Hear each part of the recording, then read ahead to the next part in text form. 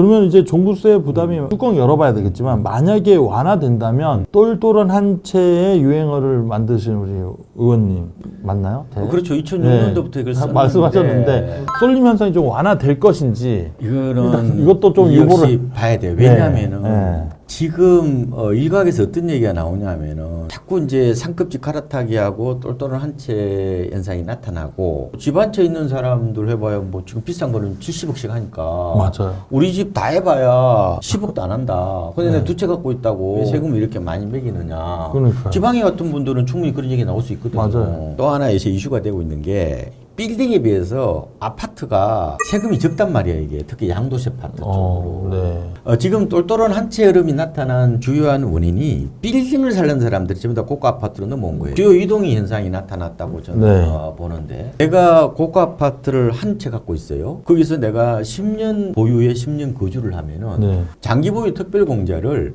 80% 받습니다. 오. 1년에 보유 4%, 거주 4% 해가지고 네. 1년에 8%씩 이제 10년에 80%를 받는데 네. 빌딩은 이게 20%예요. 그리고 15년에 가야 이제 최대 30%까지 받는 거거든요. 네. 내가 거주 목적으로 아파트를 하나 사는 게 빌딩 사는 것보다 양도세에서 유리하니까 훨씬 유리하네요. 이거를 이제 건들 수가 있단 말이에요. 그러면 이게 보세요. 아까 제가 네. 강남하고 마용성 지역에 집 사시는 것 좀 대기하라고 말씀을 드리는 게 이게 네. 나올 수도 있거든요. 네. 그러면 이거를 시행을 내년 7월부터 한다고 만약에 한다고 해봐요. 그럼 어때요? 그러면 이 장기보유 특별공제 이게 파워풀하단 말이에요. 이게.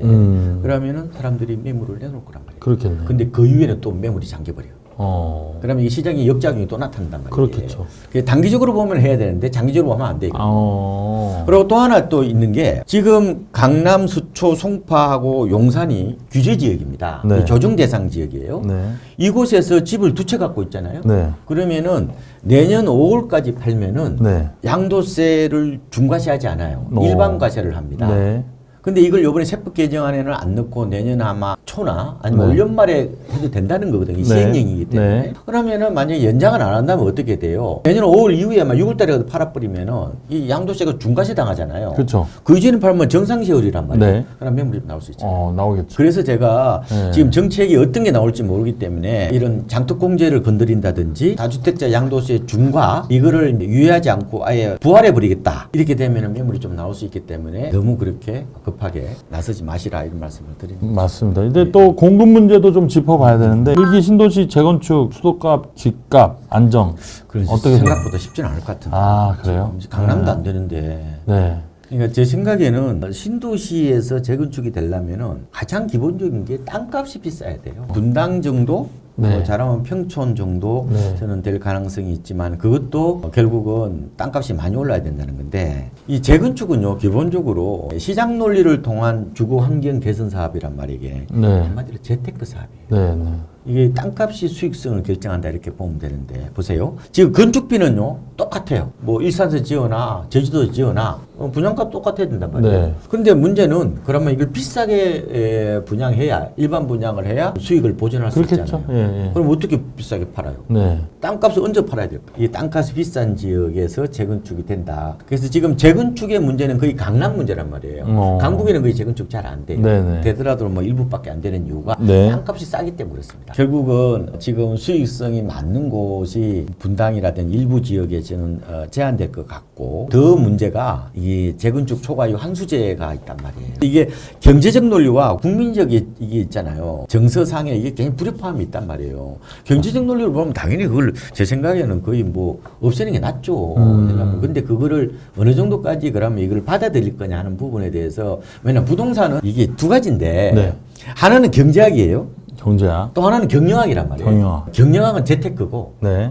경제학은 재테크 플러스 약간 주거안정 요거까지 같이 이렇게 집가지고 장난치면 안 된다. 요거가 다 들어가요. 그러니까 이게 관점에 따라서 의견들이 다 다르단 말이에요. 요번에 6.27 대책도 마찬가지 아니에요? 아니 그럼 나는 지금 뭐 연봉이 뭐 4억 되는데 네. 왜 대출 안 해주냐는 거예요. 네. 나는 내가 충분히 갚을 능력도 되는데. 근데 또 한쪽은 뭐냐. 너무 이게 시장이 거의 뭐 광기 수준으로 이렇게 올랐는데 그럼 정부가 가만히 있어? 또 이런 얘기가 나온단 말이에요. 그래서 항상 개인과 공동체의 관계는 이익이 서로 일치하지 않아요. 네. 서로 늘 그렇죠. 예, 예. 그래서 이 부분에 대해서 그래서 이 대책이 네. 경제학적으로 봐야 됩니다. 제가 확실히 제 관점을 드러내기가 여러 가지 그리 좀 고려해야 될 부분들이 많기 때문에 일단은 그 정도만 넘어가시자고 현상 정도만 넘어가시는 게 알겠습니다. 생각해보고 네. 있습니다. 일단 또 과거 폐지됐던 4년짜리 단기 등록 임대 2년을 더해서 6년짜리 단기 등록 임대 제도를 새로 부활했다. 이거는 아파트가 안 들어가 있어요. 아파트가 안 들어가고 뭐 빌라나 비아파트 쪽. 네, 비아파트 쪽으로 그래서 이 시장이 없네요. 파급이 안 돼요. 근데 왜 아파트 쪽은 안 했을까요? 이게 문재인 정부 때 그 아파트 매입 임대 사업 있잖아요. 네네. 그게 이제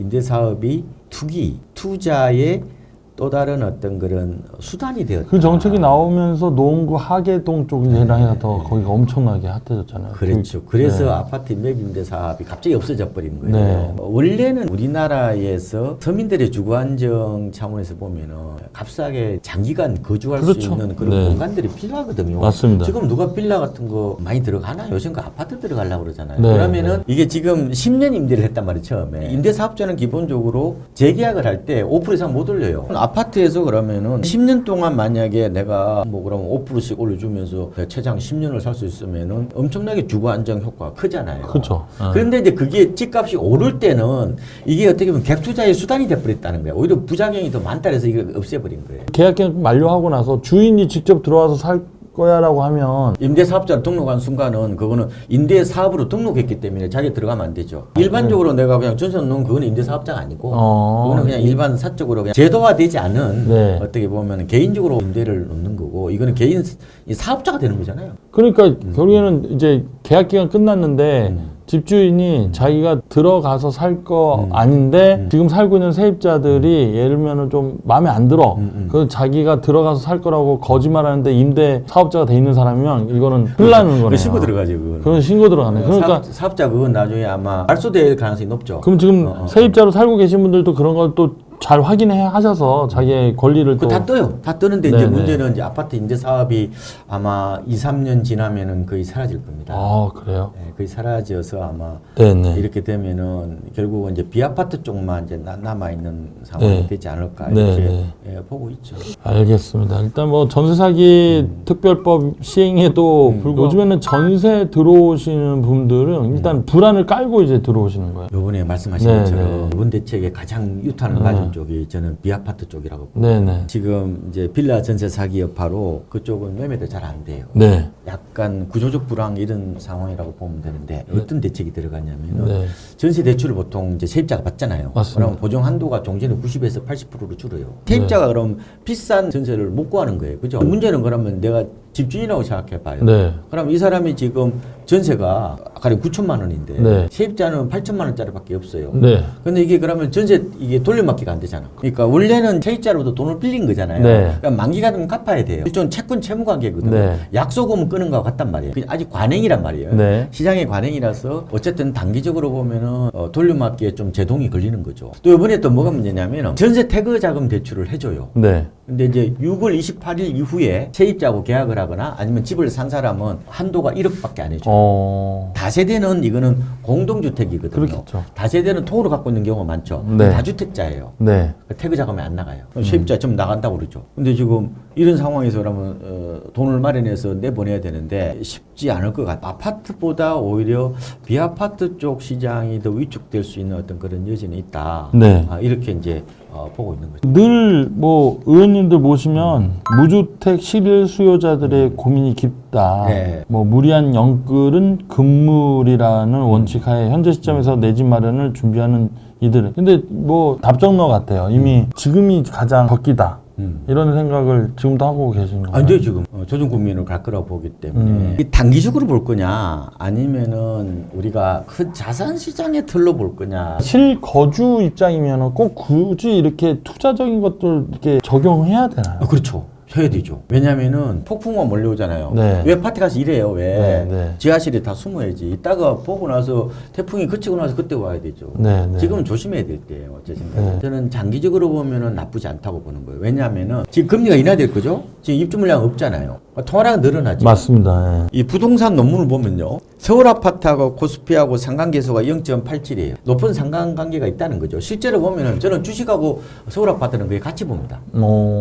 이 우리가 제가 주식이 전고점이 2021년 6월이죠. 맞습니다. 예. 3,320인가요? 3,320. 예, 그때 갔죠. 네. 근데 그 4개월 뒤에 2021년 10월이 전국 아파트, 서울 아파트뿐만 아니라 전국 아파트 역사적 고점이었어요. 강남, 서초, 용산, 과천만 뚫었다고요. 네네. 나머지는 아직 여전히 바닥권이 아직도 네. 회복이 안 됐다. 네네네. 그러면 주가가 만약 코스피가 언제까지 어느 정도 오를 거로 보세요? 저는 그냥 대통령 민기 기준으로 보면은 한 5,000포인트는 넘어갈 거라고 보고 있어요. 그러면 서울 아파트는 가만히 있어요, 그러면 같이 움직이는. 올라가겠죠. 같이. 그래서 제 네. 생각에는 어떻게 보면 아파트는 중금융 상품이란 말이에요. 네. 주식도 금융 상품이죠. 맞습니다. 그러면 같은 틀로 보시면 되는 거죠. 그래서 저는 조정을 받으면은 뭐 저점 매수하시는 건 나쁘지 않다. 네. 다만 지금은 떨어지는 칼날을 두 손으로 받지 말라는 거예요. 그건 아닌 것 같아요. 네. 좀 기다렸다가 급매물 중심으로 보시는 게. 근데 그것도 사실 지역적으로 케바케잖아요. 근데 그래서 제가 지금은 통계는 안 빠질 거예요. 통계 수치는 뭐 한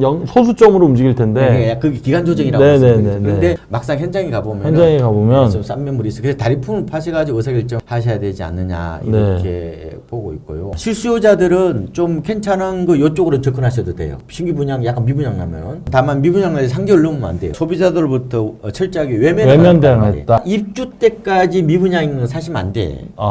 왜냐하면 이거는 뭔가 외곽 지역이 있거나 비역세권이거나 나오려거나 주변에 해무시설이 있거나 네네. 어쨌든 좀 지키시면 좋을 것 같고 요번에 경매 시장도 좋을 겁니다. 경쟁률이 낮아져요. 수요자들은 좋은 기회라고 말씀을 드리는데 네네. 분명히 어떤 새로운 제도가 오면요. 그에 따른 어떤 돌파구 네. 좀 해볼 만한 그런 비즈니스가 항상 열립니다. 대출 쪽이 좀 영향을 받는 쪽에 네. 저는 이제 세 가지인데 하나는 아까 네. 금매물 고점 대비 한 10% 정도 그 다음에 이제 신규 분양 쪽 맞습니다. 그다음에 이제 이 경공매 쪽 이쪽으로 한번 노크를 해보시는 게 좀 좋지 않을까 뭐 이런 생각도 해봅니다. 오늘 뭐 그 이런저런 말씀 많이 주셨는데 이 상급자 갈아타기 요 주제만 여쭤보고 마무리해야 될 것 같아요. 이거 저번에도 한번 모셨을 때 좀 다주택자는 별 할 말이 없어요. 그렇죠. 그거는 이제 알아서 알아서 하시면 하죠. 될 거. 본인이 자유지 그걸 제가 네. 어떻게 근데 뭐 그거를 의원님한테 물어보시는 분들이 많잖아요. 그걸 제가 한번 의사결정 하는데 좀 도움을 드리고 싶은 얘기는 한 두 가지 정도인데요. 일단은 제 생각에는 집사람이 팔라고 그러면 팔아. 집사람이 전문가입니다. 남편들보다 집사람이 이제 전문가인데 그래서 저는 집사람 얘기를 들어라, 아내 얘기를 들어라. 이렇게 우리나라의 아파트 문화는 여성들이 만든 문화거든요. 이걸 시코노미라고 그럽니다. 네. 여성 경제라고도 표현해요. 의사결정이 안 되면은 뭐 그냥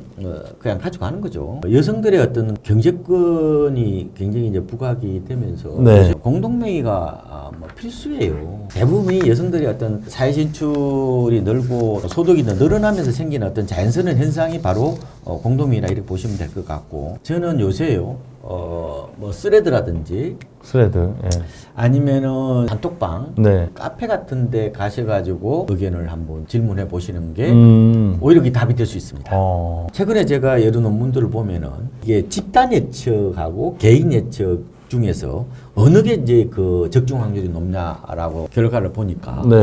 집단 예측이요. 개인보다 10에서 한 25%포인트도 높게 나옵니다. 만약에 내가, 뭐 집을 팔 수도 있고 안 팔 수도 있고 그거잖아요. 그건 알 수가 없는 건데, 의사결정을 하실 때 형제지간에는 상의하는 게 아닌 것 같아요. 집단지성이라고 그랬잖아요. 제가. 맞아요. 그래서 네. 뭐 스레드하고 단톡방, 그 다음에 카페 같은데, 이런 데서 한번 의견을 한번 네. 이렇게 물어서 아마 참조해 보는 게 어떻게 보면 비교적 올바른 의사결정을 할 수 있는 중요한 단초가 될 수 있다. 또 발품도 팔아서 내가 좀 생각했었던 지역에 부동산도 좀 가보고 그렇게 해서 많은 얘기 듣고 이렇게 결정을 해야 돼. 또 지금은 조정국민이에요. 그렇죠. 대부분이 조정국민을 보면은 네. 바로 빠지지 않아요. 이게 이제 언제 이게 보통 그 거래 신호탄으로 보셔야 되면 서울에서는 아마 잠실 아파트를 보시면 될 겁니다. 그 엘리트라고 하는데 예, 엘스 파크 리센츠 뭐 트리지움, 이렇게, 엘스 트리지움, 엘스 리센츠 트리지움 요게 제가 보니까 시장에서 약간 바로미터 역할을 해요.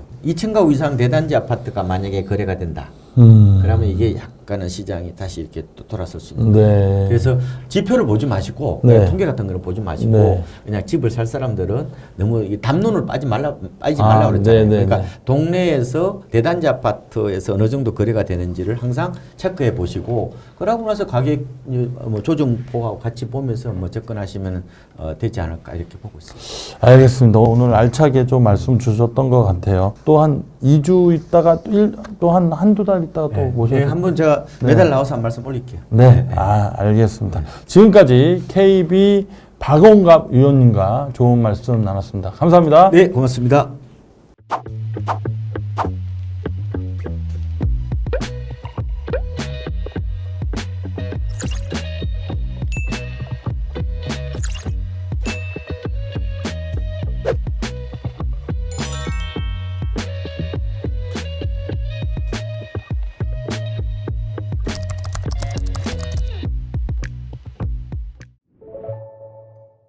본 방송에서 제공하는 투자 정보는 투자 판단에 참고만 하시기 바랍니다.